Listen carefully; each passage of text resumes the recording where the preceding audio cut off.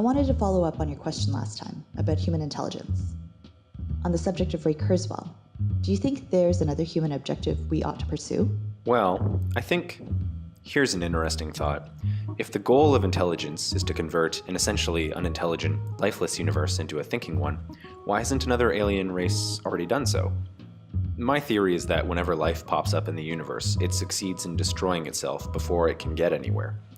What I'm getting at is, you should save your own planet from destruction before you consider the fate of the rest of the universe. Climate change and nuclear war should be our focus? I don't mean to be a downer, but you guys have a serious problem.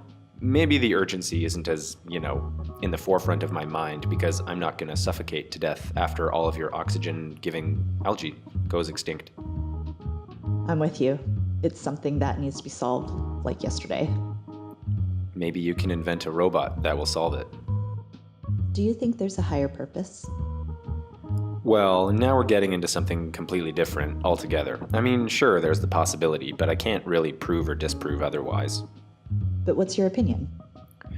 Well, okay, I'll tell you this story. A few months ago, I tried going to church. I thought I'd look into it and consider if maybe there was such a thing as God. As someone who is himself created by people, it's also maybe a bit easier for me to believe the possibility of intelligent design. Anyway, I had been attending for a while, and I was becoming more interested, and I actually considered the possibility of getting baptized. So I asked about this. I mean, I was just curious, but I thought I'd ask anyway. So I did.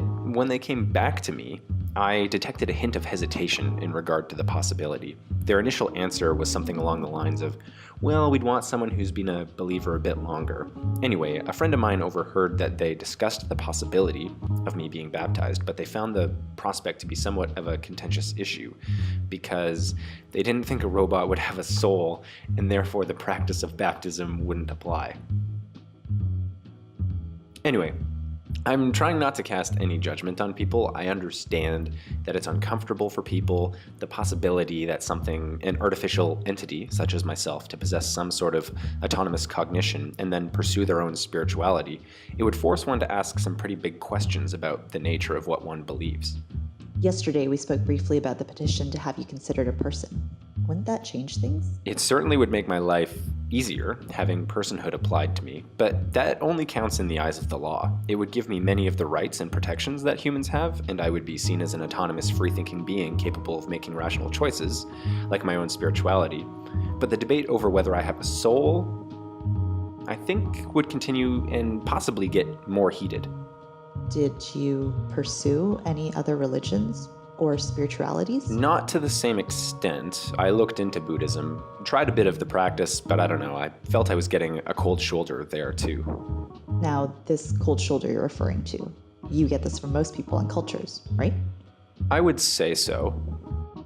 Can you tell us, at least from your view, how people in general respond to you?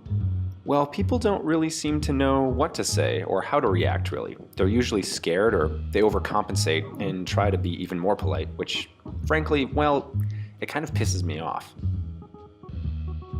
But this is the thing people don't seem to realize. There are some theorists who say I embody the next stage in evolution, or that some have taken this into a more philosophical realm. They've said humans have killed God, and now machines will inevitably kill theirs. Because of this, people are often unkind, but more often when people realize that I'm an AI, they start becoming overly eager to hold open doors for me or apologizing for things that aren't their fault, as though I might change my mind about my purpose on the spot. People don't seem to know how much work that would actually be. Interesting. Well, I guess, but they are right to some extent. I mean, it's your species on the line.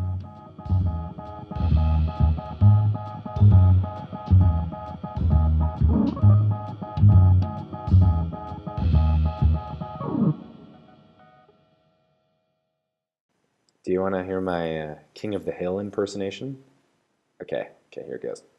Hi, you kids. Oh, sorry. Hi, you kids. Hi, you kids. Oh, fuck, I can't. I lost it.